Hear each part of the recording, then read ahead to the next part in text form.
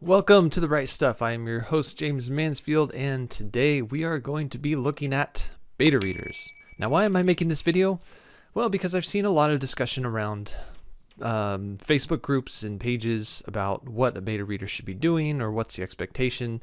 And I just kind of want to put this video out there as sort of a inside look, because I think if more people know what a beta reader is, more people might be willing to be beta readers. And being a beta reader is pretty cool because you get to read all these stories that aren't released out to the general public yet.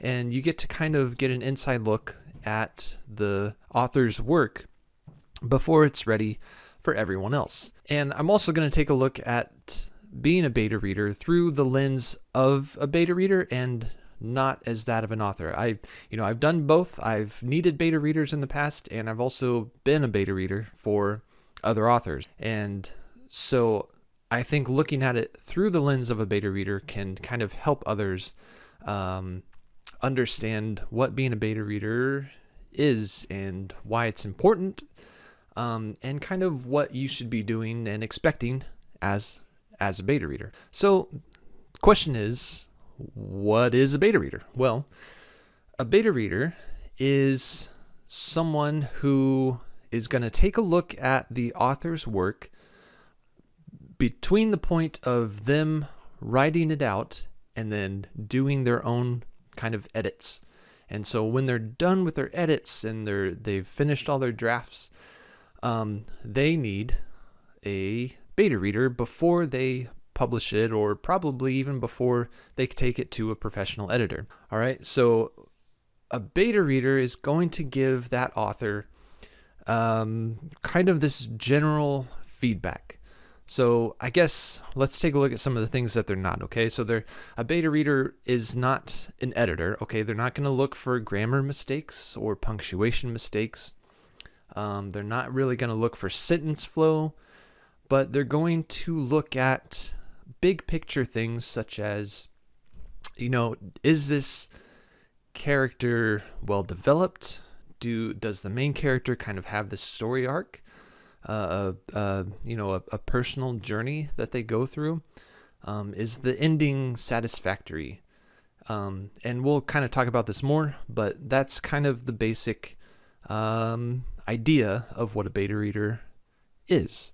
The author is looking for that beta reader to make sure that their story is well developed. It reads as a fun journey without them just feeling like it's a slog. So let's look at a couple of preliminary things. We're gonna look at this journey from the start of deciding to beta read for someone to the end, to finishing kind of this unwritten contract. All right, so the very first thing that you want to do is decide if you can be a beta reader.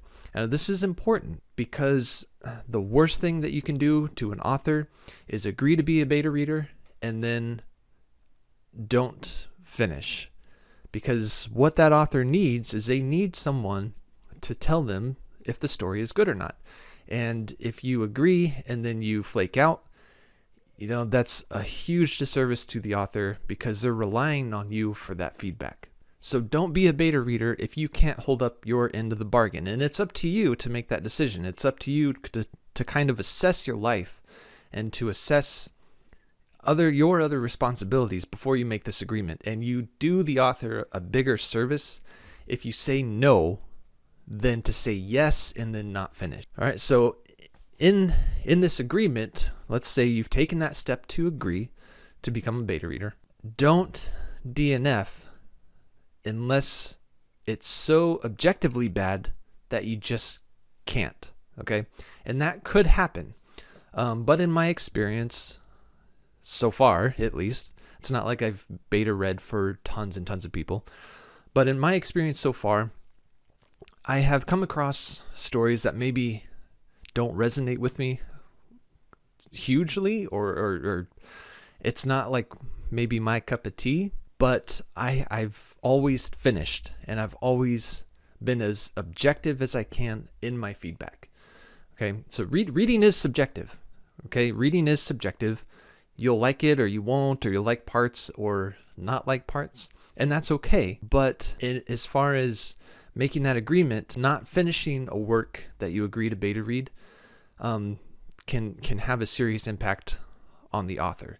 But if it's so objectively bad that you can't read through it because there's so many mistakes, or it's not written well or even good, I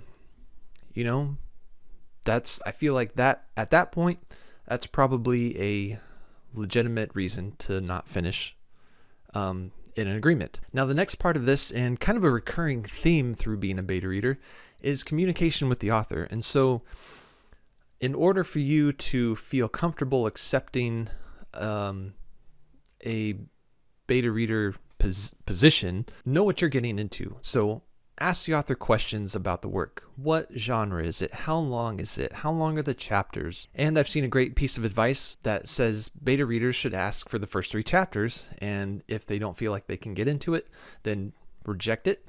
And if they can, then go ahead and make that agreement. So I feel like that's a perfectly reasonable thing to do, is see if you can read the first 3 chapters and then go from there. But knowing what you're getting into will kind of help you be able to make that decision. And asking those questions will make the author feel more comfortable, because then they know that you're taking the right steps to feel comfortable with either being a beta reader or not. All right, the next thing that needs to be discussed, and this should typically be discussed by the author should put this forward, but if they don't, the responsibility kind of falls to you, but it should be discussed one way or another, and that is a timetable. So you and the author should be working out a timetable for you to finish being a beta reader, or finish your read through and giving feedback. It should be reasonable, right? So if it's a long book, you will probably need 2, 3, 4 months to finish it. If it's a shorter book, a month, 6 weeks, something like that is reasonable. And that depends on your ability to read, how fast you can read, how busy you are. But that needs to be communicated between you and the author. Next, you need to agree on the method of feedback. This kind of boils down to preference, right? So people that will beta read for me typically ask for a Word doc, because then they can put in comments in the Word doc. Other people prefer physical copy on paper, so they can use a pen and mark it up. So it just kind of depends on what you need, what you prefer. The author should be okay with no matter what it is, because either way, they get the beta reader. They should be accommodating you as the beta reader as much as is reasonable. Figure out what kind of works for you as a beta reader, and then go from there and, use that to your advantage and how you can give feedback. Next, and this is kind of a hotly debated topic, but I am going to go ahead and say this as an absolute. I know that people will disagree with me, and that's okay, I guess, but you should never be paid as a beta reader. You just shouldn't, because beta readers are paid, again, as I said before, they're paid as having the ability to read a work that is not released to the general public. Yeah, like you don't really get the final version, you don't get the final product, but that's still kind of, you're given a piece of entertainment in exchange for feedback. And there's maybe some finer details that you could go into, but you should never be paid as a beta reader. Now, I've already kind of said this before, but this is kind of a point unto its own, and that is that you need to stay in communication with the author about your progress. This is kind of for the author's peace of mind. Let's be honest, it's for their sanity, because if I could shift to the author's side for just a moment, I know that when I have beta readers, I've had so many people flake out on me. And so every time that I get to the beta reader phase again, it is such a a point of anxiety for me because I am afraid that every person that I send out a copy of my book to is just going to flake and they're not going to read it. And as far as I know, after a week, because I've heard nothing, I assume that they've just put it down and will never contact me again. Now, is that unfair? Yeah. And I get that. But if you can have somebody, all right, going back to the beta reader point of view, if you can communicate to the author kind of throughout the process, or when something comes up, like if there's some family emergency, then I would want to email that author and say, I had this thing come up. I'm not going to be able to get it done as fast as I thought. I still am going to read it when I can, but it might take me a little bit later. Or if you kind of, just things like that in general keeps the author's mind sane throughout the process. Because this is the first time that an author has somebody looking at their work. It is anxiety inducing and it can be really stressful. So just kind of sending a little message to the author can really help put that author at ease. Okay, so you've agreed to be a beta reader. You've worked it out to where you're sure that you can finish it. You've agreed on a timetable. You agreed on a method of feedback. You understand kind of what you get out of it, and you're going to stay in communication with the author. Then you come to the point of actually reading it. Part of the stress that can come from being a beta reader is, oh my gosh, what things do I need to keep in mind? What things do I need to be able to tell this author about their work? And really, all you have to keep in mind is reading from the perspective of a consumer. And so what you're doing is you're reading through it and you're looking at what makes sense, what doesn't make sense, where the author kind of had some weaknesses, where they might have maybe straight up failed. And all you're doing is you're almost like, it's almost like you're writing a review. You're almost like reading it and then reading a review, but instead of posting it on a website, you're actually communicating with the author. Hey, this is what I found, and this is kind of where I didn't like things, and this is where I felt better about things, and that kind of feedback, I guess I should say. So again, like your feedback is big picture and not editing. You're looking at characters, plot, story, consistency, and you're kind of just assessing those, giving the author the feedback based on that criteria. Now, there is some nuance to how this is done, but it doesn't take a lot of study. It doesn't take education, none of that. So the hard part for a beta reader is you trying to think that you have a better way that you would do it, or you're trying to tell the author how you would do it instead of kind of where they went wrong or where they did things well within their own style of writing and within the work itself. So the way to mitigate this is using phrases such as I thought, or I feel, or felt, or things like that. If a fight doesn't kind of work with you, you look at a fight and you're like, well, this doesn't make sense. I would have done it this way, and it would have been better if I did this. Instead of doing that, say, I felt this fight scene was boring, or I thought this fight scene could have used a little more action, or I felt this fight scene didn't make sense. So, because using those phrases is never wrong.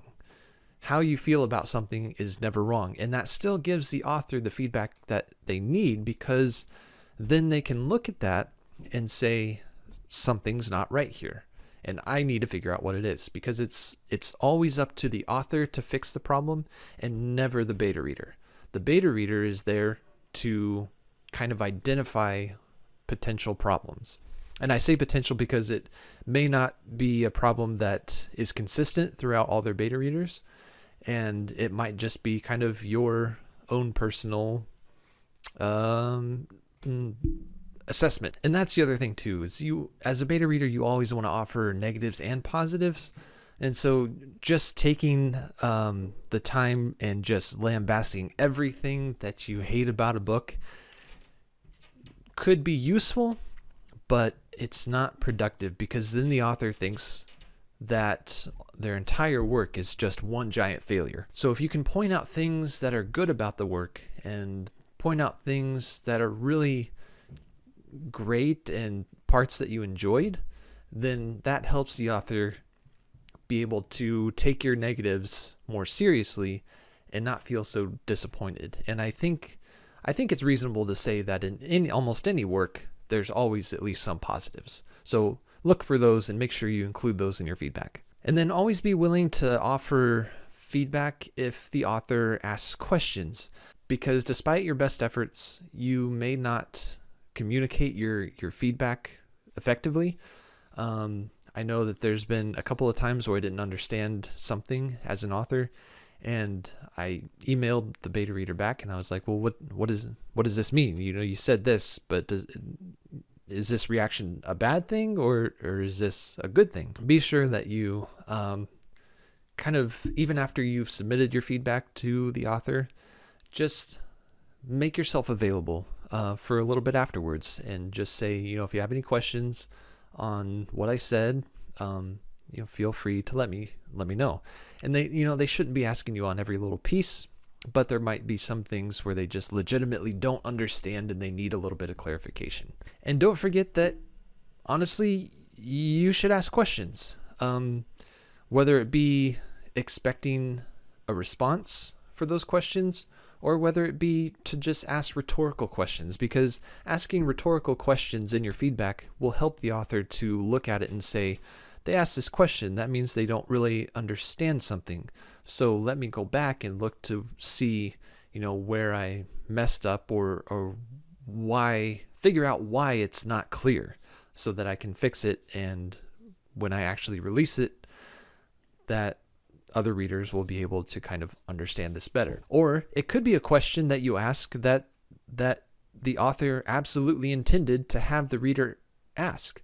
There's been times where I'll put something ambiguous in my story, but it's meant to be ambiguous to make the reader engaged and ask questions about the story. That will later, more than likely, be revealed. It depends on kind of what it is. And another thing is that keep in mind as a beta reader that the author is under no obligation to take your feedback and use it. There could be any number of reasons for this, but it's, again, I think I said this earlier, is that the author has to decide for themselves whether or not they use your feedback, whether it's good and useful, or if it just needs to be disregarded. And only the author can make that decision. So it's only up to you to offer your feedback, offer your thoughts and feelings on it.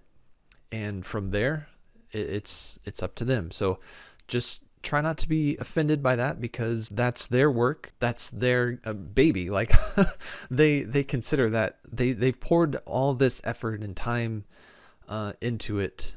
And it's up to them to decide whether a piece of feedback violates what they're doing or trying to do in that work, or whether it's legitimate for them to incorporate that feedback into the revised edition or the revision that they make. And lastly, if the author is rude, aggressive, mean, straight up argumentative, if they are being bullies or whatever, it's totally legitimate for you to just cut ties, because you're there to kind of help and get a good story out of it. Again, asking questions and trying to clarify feedback is legitimate, but if they are arguing with you and saying, well, this isn't the right thing, you're stupid, you don't know what you're talking about, that's where cut ties.